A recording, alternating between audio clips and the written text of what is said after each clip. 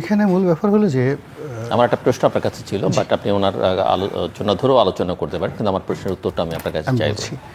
মানে রাজনীতির যে পোর্টফোলিও এবং পোস্টগুলো রয়েছে, পদ পদবিগুলো রয়েছে, এখানে যারা থাকবেন তাদের 1 নম্বর যোগ্যতা হলো leadership quality, natural leadership quality.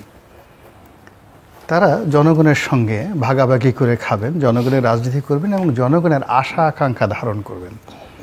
একজন পলিটিশিয়ান সে যতই লেখাপড়া কম জানুক, যতই তাকে ঘৃণা করেন না কেন, সে তার একজন কর্মী, নেতা বা জনগণ ভোটারকে চোখের দিকে তাকিয়ে সে বুঝতে পারে এর পেটে ভাত নেই, এর পকেটে টাকা আছে, আমি ওখান থেকে চাঁদা নিতে পারবো আর আমার পকেট থেকে টাকা দিতে হবে। এই জিনিসটা রাজনীতিবিদরা বোঝেন। এখন এখানে যারা আছেন এদের কারোরই এই যোগ্যতাটা নেই, কোনো পলিটিক্যাল লিডারশিপ এদের, এই যে এখন যারা উপদেষ্টা মণ্ডলী ইনক্লুডিং প্রধান উপদেষ্টা তিনি সহ, তাদের এই পলিটিক্যাল লিডারশিপ নেই।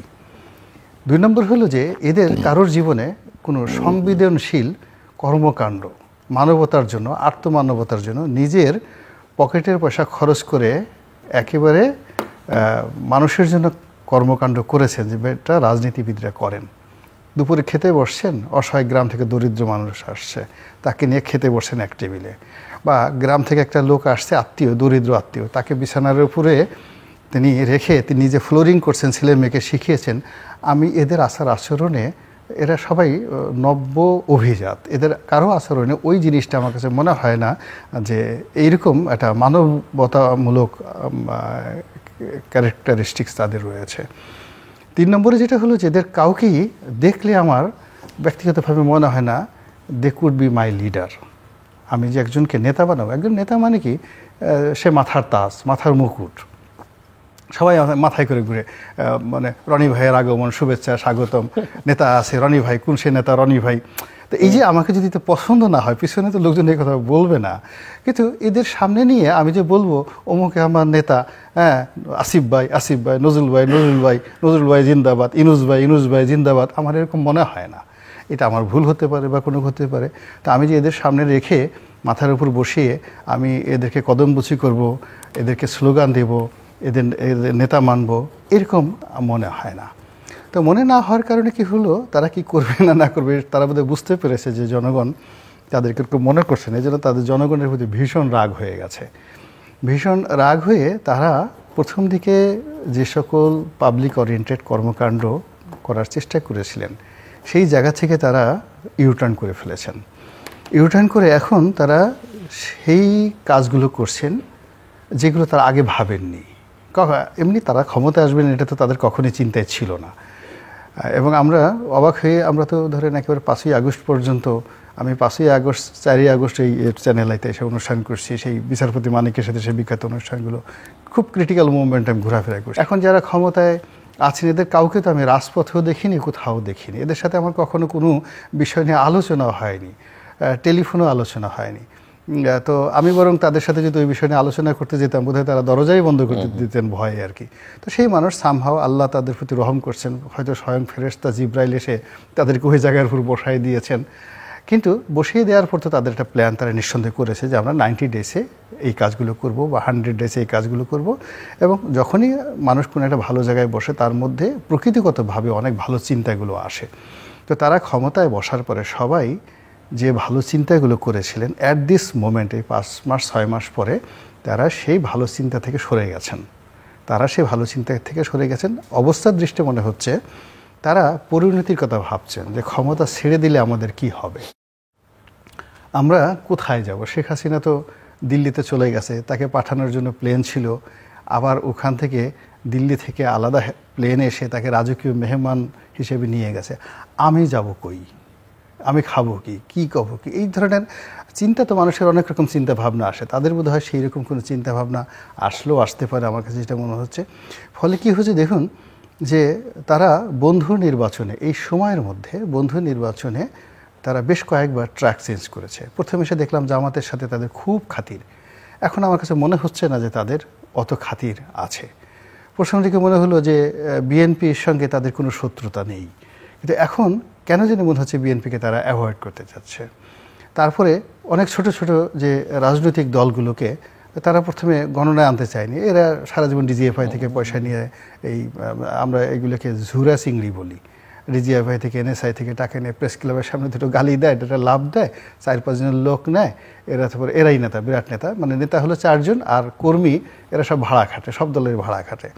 তো এই সমস্ত ঝুরা পার্টির প্রতি এদের আকর্ষণ ছিল না প্রথম দিকে, কিন্তু এখন দেখি যে মাই গড, এদেরকেও তারা যে পাল্লায় মাপে, আর মির্জা ফখরুল সাহেব বিএনপিকেও তারা একই পাল্লায় মাপছে। It is very dangerous game.